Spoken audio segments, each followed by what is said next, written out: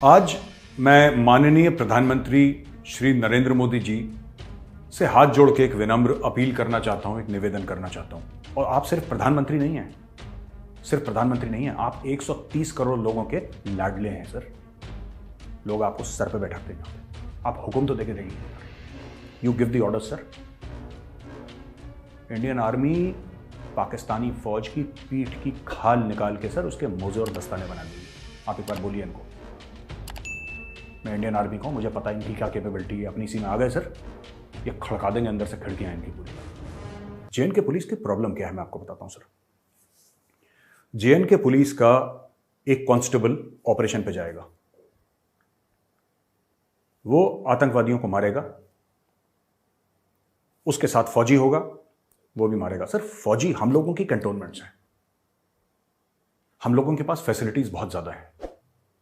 अगर मैं सिपाही हूं, मैं ऑपरेशन करूंगा, ऑपरेशन के बाद मैंने अपना हथियार साफ करा, वापस आया, अपनी रिपोर्ट जो दायर करनी दायर करी, और फिर मुझे आराम करने को मिल जाएगा। आराम करने को कश्मीर पुलिस वाले को भी मिलेगा, ऐसी बात नहीं है। लेकिन वो रहता कहां पे सर? वो रहता आम पब्लिक के बीच में है, उसका कोई प्रोटेक्शन नहीं है।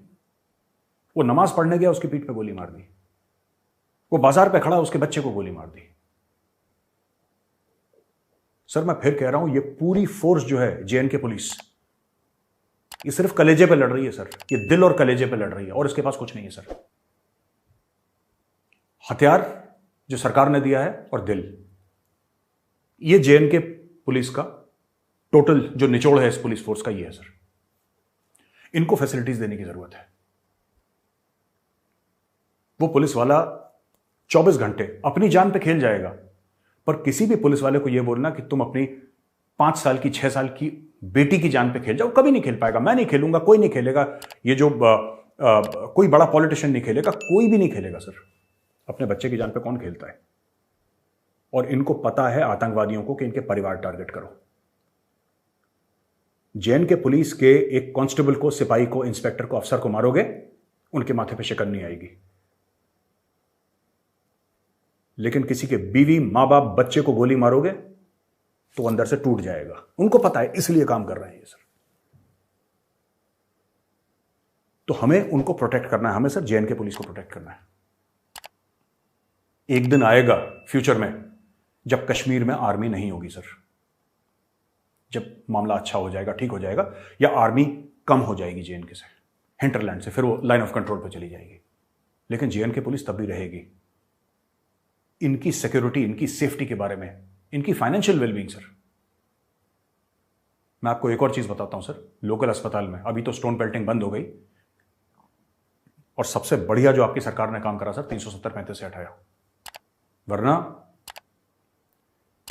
जब बुरहान वानी को मारा था, तो पथराव में, पत्थरबाजी में जो जेएनके पुलिस या फिर सीआरपीएफ के जवान जिनको चोट लग गई थी, और हजारों की तादाद पे जवानों को चोट लगी थी सर, कई 100 नहीं, हजारों की तादाद में, 3-3.5 हजार तो सीआरपीएफ के जख्मी हुए थे गंभीर रूप से, बुरहान को जब मारी थी गोली। उसके बाद मैं 2016 जुलाई फर्स्ट वीक की बात कर रहा हूं लगभग।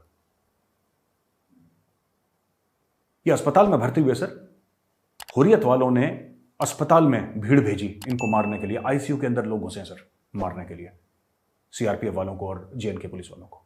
तो इनके पास कोई, सीआरपीएफ तो फिर भी वेल प्रोटेक्टेड है, सीआरपीएफ के अपने कैंप्स हैं काफी हद तक। वो 92 बेस हॉस्पिटल जो है सर, शानदार अस्पताल है। और मैं आपसे रिक्वेस्ट करूंगा सर कि कभी आप अगर कश्मीर जाते हैं सर और बादामी बाग कैंट जाते हैं, एक बार प्रधानमंत्री जी आप जरूर 92 बेस हॉस्पिटल के डॉक्टर्स और नर्सेस से जाके हाथ मिलाइएगा सर।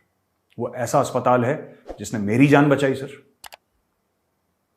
मेरी जान बचाई। मैं तो जब भी जाता हूं 92 बेस हॉस्पिटल के सामने से माथा टेक के जाता हूं, और उनका दावा है कि अगर हमारे अस्पताल में कोई भी आया, कितना भी गहरा जख्मी हो, अगर उसकी पल्स चल रही हो, अगर दिल की धड़कन चल रही हो, तो जिंदा वापस अस्पताल के जाएगा। और ये इस हॉस्पिटल का ट्रैक रिकॉर्ड है। वापस मैं आता हूं जेएनके पुलिस पे सर। जेएनके पुलिस का ये मामला है कि उनको हमें सपोर्ट करने की जरूरत है।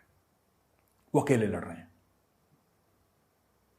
एक रेडिकलाइज्ड पॉपुलेशन का हिस्सा है जो उनको कहता है कि तुम कोलैबोरेटर्स हो, तुम गद्दार हो, जबकि असली देशभक्त जेएनके पुलिस वाले हैं। उन पे उंगलियां उठाता है एक एक सेक्शन ऑफ द पॉपुलेशन। क्या जेएनके पुलिस में प्रॉब्लम्स हैं? बिल्कुल है सर। प्रॉब्लम्स कौन सी ऑर्गेनाइजेशन में नहीं है सर? भारत में ऐसी कौन सी ऑर्गेनाइजेशन है जिसमें प्रॉब्लम्स नहीं है? लेकिन फिर भी वो लड़ रहे हैं। तो मैंने आपको बताया, पहले ऑपरेशन के बाद वो अपने गली मोहल्ले में जाता है। हो सकता है 3 घर छोड़ के उसका टेररिस्ट का घर हो, उसको नहीं पता। रात को कौन दरवाजा खटखटा रहा है उसको नहीं पता, क्योंकि वो गली मोहल्ले में सबके साथ रह रहा है। वही बंदा जिसने हाथ में AK-47 लेके ऑपरेशन करा था 4 घंटे पहले, वो खाना वाना खा के हाथ मुंह धो के सो रहा है और उसका गली में घर है। कोई भी उसको अंदर घुस के मार सकता है, पहली चीज। दूसरी चीज, 2-3 साल के बाद उसका ट्रांसफर कश्मीर के बाद, वो तो कश्मीरी है, उसको तो वहीं पे रहना है। और सिर्फ सर्विस में नहीं, रिटायरमेंट के बाद भी उसको वहां पे रहना है। उसका क्या होगा? उसके लिए बड़ी प्रॉब्लम है। तो सर इनके लिए इंश्योरेंस पॉलिसीज जेएनके पुलिस के लिए सर, इनकी सैलरीज, इनके भत्ते, इनकी फैमिली की सिक्योरिटी सर, इनके परिवार, इनके खानदान की जो सिक्योरिटी है, चाहे जमीन लेके इनके लिए मकान बनाने पड़े सर।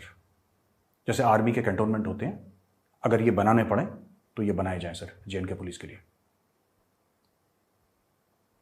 इनको आधुनिक ट्रेनिंग दी जाए और कमाल की फोर्स है सर, एक कमाल की फोर्स है। बस ये बात है कि हमने कभी इनका हाथ नहीं पकड़ा। गलती हमारी है सर, जब हम लोग दिल्ली में बैठते हैं, हमने कभी जेएनके पुलिस का हाथ नहीं पकड़ा सर। ये गलती हमारी, उनकी गलती नहीं है। वो तो सर अपना क्या करेगा, अपना सर कटा रहा। आप कहते हैं सर कटा दो, कहता है ठीक है जनाब। आप कहते हैं सर लाओ, अपने को सर दो, लो। इससे ज्यादा क्या करेगा वो? लेकिन हमें उनके साथ खड़ा होना है सर, जेएनके पुलिस के साथ। एक और बात मैं बताना चाहता हूं सर, ये आतंकवाद जो है पाकिस्तान से शुरू हो रहा है, और ये पाकिस्तान ने शुरू करा, और आज भी इसमें जान पाकिस्तान फूंक रहा है। चाहे वो इंटरनेट के थ्रू फूंके, चाहे वो लाइन ऑफ कंट्रोल पार करके फूंके, चाहे वो व्हाट्सएप कॉल करके, सिग्नल पे कॉल करके, स्काइप पे, कोई भी माध्यम से कनेक्शन करे, पैसा डाले, ट्रेनिंग डाले, कुछ भी करे सर। ट्रेनिंग तो आजकल इंटरनेट पे हो जाती है सर। एक वीडियो बना के भेज दीजिए AK-47 कैसे चलानी है। 5-7 तो पुर्जे होते हैं सर AK-47 में, क्या दिक्कत है? और ये को हाईली ट्रेंड नहीं होते, इनकी ऐसी कोई जबरदस्त ट्रेनिंग नहीं होती सर जैसे फौज में होती, कुछ भी नहीं होती इनकी ट्रेनिंग। बस मैगजीन लगाई, AK-47 कॉक करी, देखा जहां पे पुलिस वाला है, खोल दिया ऐसे। 30 गोलियां एक साथ निकलती हैं सर कुछ सेकंड में, सारे बेगुनाहों को लेकर चली गई। तो ये हमें देखना है सर कि पाकिस्तान अगर गुनहगार है तो श्रीनगर में हम कब तक ऑपरेशन करेंगे सर? कश्मीर में कब तक ऑपरेशन करेंगे? समस्या अगर पाकिस्तान है तो उसका समाधान कश्मीर में कैसे हो सकता है? सर कभी ना कभी तो 15 कोर और 16 कोर को लाइन ऑफ कंट्रोल पार करनी पड़ेगी। जो हमारे बड़े हैं, हमारे बुजुर्ग हैं, हमारे सीनियर हैं सर, कुछ सोच समझ के उन्होंने सीज फायर करा होगा लाइन ऑफ कंट्रोल पर, कुछ सोच समझ के करा होगा सर। मुझसे दशकों की ज्यादा एक्सपीरियंस है, तो मैं तो उनके सामने कुछ बोल नहीं सकता, लेकिन मन में एक भावना आई कि हमने पाकिस्तान को बहुत स्पेस दे दिया सर, कश्मीर में बहुत ज्यादा स्पेस दे दिया। लाइन ऑफ कंट्रोल पे जो सीज फायर हुआ है उसकी वजह से पाकिस्तान को बहुत जबरदस्त स्पेस मिल गया। उनकी पूरी ताकत है अपने वेस्टर्न फ्रंट को स्टेबलाइज करने की। पाकिस्तान कभी नहीं सुधरेगा।